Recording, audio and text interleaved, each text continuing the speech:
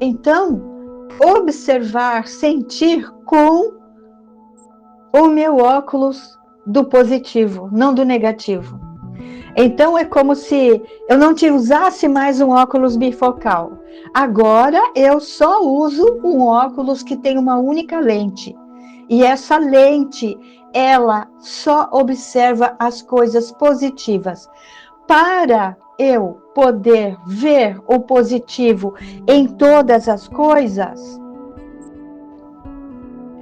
para eu ver o positivo em todas as coisas, eu tenho que mudar meus aplicativos. Porque os aplicativos de 3D, a lente de 3D, o que ela faz? Ela entende tudo com imperfeições. Ela vê o negativo numa pessoa, numa situação, até em si mesmo. O ego, quando começa um trabalho de autoconhecimento, e ele percebe as próprias mazelas, percebe o quanto ele é menor do que ele acreditava, que ele se achava, né? Consegue perceber que ele não corresponde ao caminho que nós buscamos. O que o ego faz? Ele pode fazer duas coisas. Primeiro, negar. Eu sou perfeito. E né? Só que ele nega a cura. Para quê? Se eu sou perfeito, eu não preciso de cura. Se eu sou perfeito, eu não preciso trocar ou atualizar os meus aplicativos. Eu já entendo o mundo com perfeição e não é. Ele quer que você fique do jeito que está, bem 3D, né? Então, essa é uma forma. A outra forma que o ego tem é se desligar daquilo que não corresponde a ficar na mesmice, né? No mesmo lugar. Fica igual o Coquedo, né? Estava olhando hoje para o livro do Coquedo. Quem é o Coquedo? Aquele que faz você ficar parado no mesmo lugar. Sempre falamos desse livro e vale a pena. Busca na internet. O Coquedo, né? É um livro português, infantil, mas vocês vão gostar muito, porque mostra como somos ludibriados, né? Pelo externo. E o externo é também a minha mente, o meu corpo, porque damos muita atenção ao corpo, né? Há ainda cientistas que buscam, eu venho dessa área, né? Onde a questão do corpo é uau! Então, isto é importante até determinado ponto, porque eu bebi nessa fonte. Então, eu preciso também dar atenção ao corpo, que é como aquele que é a porta de entrada. Essa porta de entrada para o mundo externo são os meus sentidos, né? Então, você pode dizer, os seus sentidos só percebem, então, o mundo ao redor de si, do teu nariz para fora? Não. Tem algo também chamado propriocepção, que é a percepção de mim mesma. Então, das minhas dores, das minhas tristezas, isso faz parte da autoobservação. E sem autoobservação não tem conheça-te a ti mesmo. Não existe conheça-te a ti mesmo. E sem o conheça-te a ti mesmo, você não pode mudar o aplicativo, você não pode utilizar as ferramentas mais avançadas, vamos dizer assim, que são as leis que envolvem o perdão e a transmutação. E se nós não percebemos, não temos atenção e propriocepção, onde nós temos que ser um com tudo. O ego, ele é responsável pela tua fragmentação. A minha casa, o meu corpo, seu corpo não é bem o seu corpo, você está usando esse aglomerado de moléculas, de células, né? Que compõe essa estrutura. Mas isso não é seu, é provisório, então não é seu. Nem a sua alma é sua, porque um dia você vai voltar para a sua mônada, não é? Então nós não temos nada. E quando dizíamos isso a ela fala, porque o meu cabelo, seu cabelo não é seu cabelo. Como assim? É meu, eu pego nele, eu toco, está no meu corpo. Não, seu cabelo não é seu cabelo. E naquela época era custoso entender. E o que o ego faz? Aquilo que ele não entende, ele rejeita como sendo ruim. Porque para ele é bom, eu tenho que saber tudo, porque se eu não entender, significa que eu estou mais perto da morte, que já ensinamos isso naquele workshop bem grande, não é curtinho, mas é assim, bastante área científica. Depois é a neurociências e espiritualidade, né? A melhor aula para você começar a entender o que tudo isso significa. Então, o medo vem de onde? O medo vem do ego. E o ego vem de onde? Do meu DNA, do meu campo morfogenético, né? Das minhas células. E como eu faço para sair dessa prisão? Transmutação ou reencarnação. Reencarnação não dá mais tempo. Você vai para um outro lugar, né? Se insistir em ficar aqui, porque a maior parte das pessoas querem mudar até certo ponto, né? Até certo ponto. Depois daqui, não mexe comigo. Não mexa, né?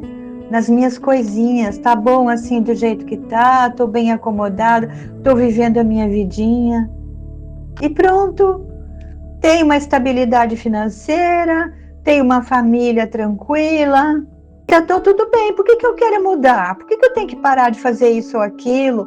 Por que eu tenho que me auto-observar? Para que eu vou perder meu tempo fazendo, estudando, lendo, assistindo vídeos, seguindo canais? Para quê, se está tudo bem? Se você acha que está tudo bem, tudo bem.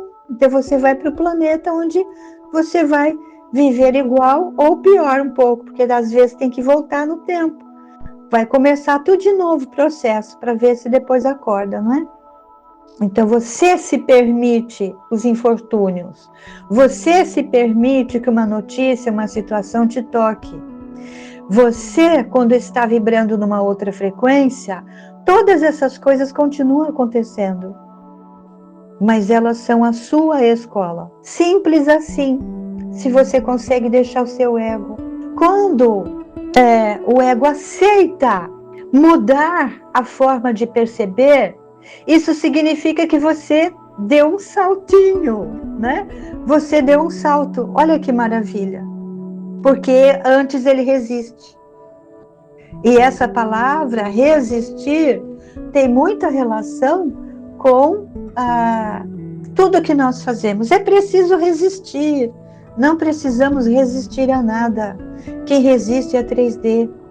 Nós temos que soltar, ser livres. E o mundo está caindo, eu preciso fazer alguma coisa. A coisa que você tem que fazer é ser diferente. Não alimentar a Matrix com mais daquilo. Alimentar a você mesmo, para que você seja a mudança que você quer ver no mundo, certo? Ser a mudança que quer ver no mundo significa que eu tenho que deixar os padrões. E isto é uma das coisas mais custosas que um ser humano tem a superar. As pessoas querem cuidar do mundo, mas não sabem cuidar delas. Elas querem conhecer o mundo, mas elas não sabem quem elas são. Sócrates já havia maquinado um pouco sobre isso, não foi Sócrates, sempre explicamos, né? Não foi Sócrates quem trouxe esta expressão, ele leu em Delfos, né? Ele havia ido a Delfos visitar aqueles templos, os oráculos, e leu isso, se eu não me engano, numa parede. E aquilo ficou maquinando, por quê? Sócrates já era um ser avançado. E então, quando nós nos identificamos com algo avançado, quando nós nos identificamos com algo meio fora da casinha, isso significa que você é fora da casinha. Aquilo bate e ressoa em você. E isso aconteceu com Sócrates. Ele, por quê? Porque já estava dentro dele. Quando você se identifica com um discurso, né, espiritual, entre aspas, porque a espiritualidade, como diz o Dalai Lama, né, tudo aquilo que traz mudança, E a própria educação ambiental busca isso, né? Transformar as pessoas. Só quero fazer um parênteses aqui, uma lembrança de uma conversa que eu tive com o professor Matheus, que foi coordenador do curso de especialização em educação ambiental do CREA USP, São Carlos, onde eu dei aula por cerca de quase 20 anos de educação ambiental e espiritualidade, disciplina criada por ele, que já havia visto essa possibilidade num outro lugar, e por indicação de Marcos Sorrentino, eu assumi a disciplina, certo? E então, quando nós vemos a coisa espiritualmente, né? Nós queremos nos transformar, nós queremos ver as coisas de forma diferente. O que é que nós fazemos? Nós abraçamos porque parece que, eu achei minha turma. Agora eu achei minha turma, né? Então, seja você a mudança que quer ver no mundo, não alimentar a Matrix com mais daquilo, repudiando, sendo contra, né? Não é que você não vai fazer nada, você vai fazer, só que de forma diferente. Você vai fazer de forma diferente, de uma forma mais eficaz do que ficar fazendo tudo sempre igual, como diz a música do Chico Buarque, né? Todo dia ela faz tudo sempre igual. Exatamente esse exemplo que nós demos nesta aula sobre as neurociências, que mostra por que nós fazemos tudo igual, baseado nos nossos cérebros. Então, qual é a meditação, exercício meditativo de hoje? Qual é o exercício meditativo de hoje? Vamos classificar o mundo com a perfeição divina? Mas isso é religião. Isso não é religião, isso é ciência. Eu quero mudar o mundo. Então, como diz Confúcio, se você quiser mudar o mundo, comece por você mesmo. Porque se você mudar a você mesmo, você muda a sua casa. Se você mudar a sua casa, você muda a sua rua. Se você mudar a sua rua, você muda o seu bairro. Se você mudar o seu bairro, você muda a sua cidade, e assim por diante, até mudar o mundo. Você consegue fazer o que vimos hoje na Academia Quântica? Consegue dizer, esta não é a minha casa, este não é o meu corpo, estes não são os meus amigos, este não é o meu planeta, esse não é o meu país, esse não é o meu partido, tira o meu de tudo. O próprio Marcos Sorrentino cita Buber, isso lá em outros tempos, né? No tempo que ele falou sobre as 5 ecologias, ou questões ecológicas. Sair do eu para o nós. Precisamos sair do eu, do meu, para o nós. Quando nós começamos a pensar em nós, eu, você, que todos somos um, então eu consigo entender o que Jesus queria dizer como amar ao próximo como a si mesmo. Mas como eu posso amar o político corrupto? Então está distante, ainda é muito ego. Ninguém é teu inimigo. Ninguém é teu inimigo, nem aquele que parece que é seu inimigo é seu inimigo. Ele é alguém que está ali para te ensinar alguma coisa. E enquanto você acredita na prisão, você vive na prisão. Precisamos soltar.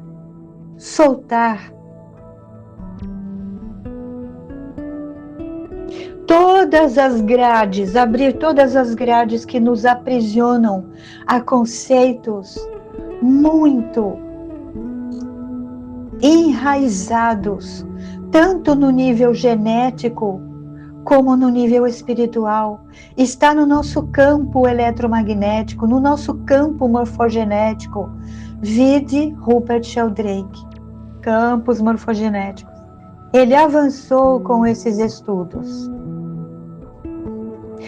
Quem não lê fonte, fica passando de um para o outro. Foi ele que criou, ele não criou. Isso está no livro Conversas entre Sábios e Cientistas, Esse é um bom livro, porque Dalai Lama conversa com um cientista, Krishnamurti conversa com outro cientista, e assim vai. Olha, é fantástico, é um livro fantástico, vale a pena, não é? Essas possibilidades, vamos chamar assim, de coligação entre ciência e espiritualidade, já vem sendo feita, não é de hoje, por muitos, né? Por muitos. Mas alguns ainda acreditam que tem que fazer tudo sempre igual, não é? Não há separação entre ciência e o que vocês chamam de espiritualidade. Tudo é uma coisa só. Então é ciência ou é espiritualidade? Isso é assim que pensa a cabecinha 3D. Tudo é simplesmente com um E maiúsculo com acento. Tudo é um. O próprio Einstein, isso, lá nesse curso, né, que é de graça também, eu coloco a fonte, onde foi publicado, né? Quando Einstein disse que a ciência sem a espiritualidade é cega e a espiritualidade, ou a religião, né? Sem a ciência é manca, porque é uma coisa só. E por que ele sabe tudo isso? Porque Einstein gostava de silenciar a mente. E Einstein, esse gênio, que é assim que o chamam na terceira dimensão, gostava de observar as nuvens. Então ele soltava. Isso é uma forma de meditação. Então por que você não aprende a, de vez em quando, olhar as nuvens? Da janela do seu quarto, da varanda do seu prédio, de onde quer que seja, da rua. Olha para as nuvens, senta no banco de um parque. Ah, não tem o tempo. Tem sim. O tempo é algo que não existe, só na terceira dimensão. Então nós precisamos sair dessas interpretações se nós quisermos realmente fazer a diferença que nós queremos ser no mundo. Ser o que Confúcio dizia 500 e tantos anos antes de Cristo. E Cristo não é aquele cara que só morreu na cruz, aquela coisa com um ranço religioso, não. Mesmo porque o próprio Saint-Germain diz, né? Tanta coisa que ele ensinou foi subtraída, interpretado equivocadamente. Então, assim, meus queridos e minhas queridas, boa sorte nesta aventura. Estejam abertos. Cuidado com o que a tua mente vai dizer. Ah, isso não. Isso aqui vai muito contra tudo que eu pensei. É com o coração. Não permita que a sua mente te engambele, como a mente dizia para ela. Nós te engambelamos, né? A mente diz, eu te enganei, você caiu igual o patinho. Seja feliz fora da Matrix, certo? Gratidão, até a próxima. Eu sou Saint-Germain. Não vá embora. Gratidão é sinal de evolução. Então, deixe o seu like e se não assina o canal ainda, ficaríamos muito felizes em ter você com a gente. Gratidão.